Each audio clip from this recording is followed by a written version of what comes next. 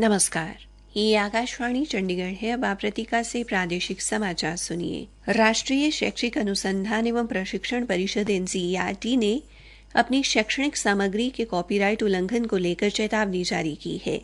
चेतावनी में कहा गया है कि यदि कोई भी व्यक्ति या संस्थान कॉपीराइट अनुमति के बिना परिषद की पाठ्य पुस्तकों की सामग्री का व्यावसायिक उपयोग के लिए प्रकाशन करता है तो उसके खिलाफ कानूनी कार्रवाई की जाएगी। परिषद ने लोगों से ऐसी पाठ्य पुस्तकों या कार्यपुस्तिकाओं का उपयोग न करने का आग्रह किया है और कहा है कि उनमें दी गई सामग्री तथ्यात्मक रूप से गलत हो सकती है। ये भी सलाह दी गई है कि यदि किसी व्यक्ति को ऐसी अनाधिकृत बिना आज्ञा नकल की पाठ्य पुस्तकें या कार्यपुस्तिकाएं मिलती हैं तो परिषद की ईमेल के माध्यम से इस विषय में तुरंत सूचित करें। अंबाला जिले में कल तक सीविजिल ऐप पर चुनाव आदर्श आचार संहिता की 260 शिकायतें प्राप्त हुई, जिनमें से 201 का निपटान कर दिया गया है। जिला निर्वाचन अधिकारी एवं अंबाला की उपायुक्त डॉ. शालीन ने बताया कि बाकी 6 शिकायतों का निपटान शीघ्र कर दिया जाएगा। उन्होंने नागरिकों से अपील की है कि सभी अपने मोबाइल पर सीविजिल ऐप डाउनलोड करें और अपने आसपास आदर्श आचार संहिता की उल्लंघना का मामला सामने आने पर तुरंत इसकी जानकारी इस ऐप पर दें। उन्होंने कहा कि अगर कहीं सरकारी भवनों, बिजली के खंभों और चौराहों पर प्रचार सामग्री चस्पा की गई दिखे तो इसकी वीडियो बनाकर या फोटो खींचकर ऐप पर डालें ताकि प्रचार सामग्री को सार्वजनिक संपत्ति से तुरंत हटाया जा सके। डॉ. शालीन ने कहा कि आमजन आदर्श आचार संहिता के अनुपालन में महत्वपूर्ण भूमिका निभा सकते हैं। हरियाणा में चुनाव प्रचार धीरे धीरे गति पकड़ रहा है। भारतीय जनता पार्टी द्वारा सभी 10 सीटों पर समय रहते उम्मीदवारों की घोषणा किए जाने से पार्टी की प्रचार मुहिम पूरे जोर पर है।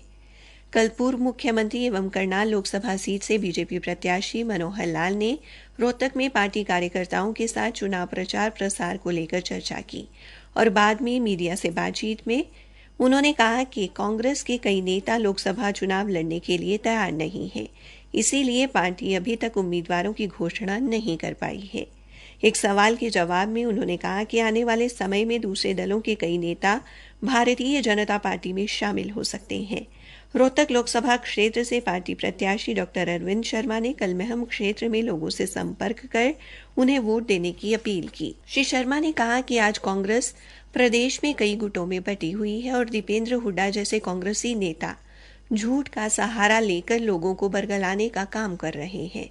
उन्होंने दीपेंद्र हुड्डा से सवाल करते हुए कहा कि उन्हें लोगों को बताना चाहिए कि उनके पिताजी के मुख्यमंत्री रहते युवाओं को नौकरी कैसे मिलती थी।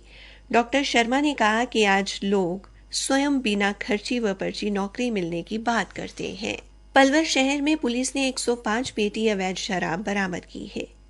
थाना प्रभारी राजेश कुमार ने बताया कि एक सूचना के आधार पर जैंदीपुरा मोहल्ले में शराब के ठेके पर खड़े एक ढुलाई वाहन से ये शराब बरामद की गई, जो वास्तव में पलवल बस अड्डे स्थित शराब के ठेके पर उतारी जानी थी, लेकिन जैंदीपुरा मोहल्ले के ठेके पर अवैध रूप से उतारी जा रही थी। गिरफ्तार चालक से पूछताछ में मालिक की भी इस मामले में संलिप्तता पाई गई है।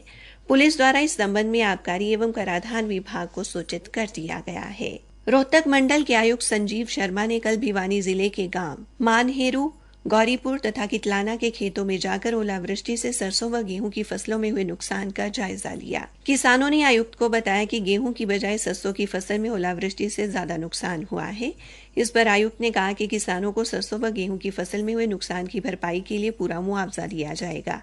उन्होंने संबंधित गांव के राजस्व विभाग के अधिकारियों व पटवारियों को निर्देश दिए कि वे क्षतिपूर्ति पोर्टल पर दर्ज नुकसान का सही आकलन करें ताकि किसान को समय पर मुआवजा दिया जा सके। हरियाणा की जींद के ऐतिहासिक गांव पांडु पिटारा स्थित पिंड तारक तीर्थ पर सोमवती अमावस्या के अवसर पर श्रद्धालुओं ने सरोवर में स्नान किया तथा पिंडदान कर पितृ तर्पण किया।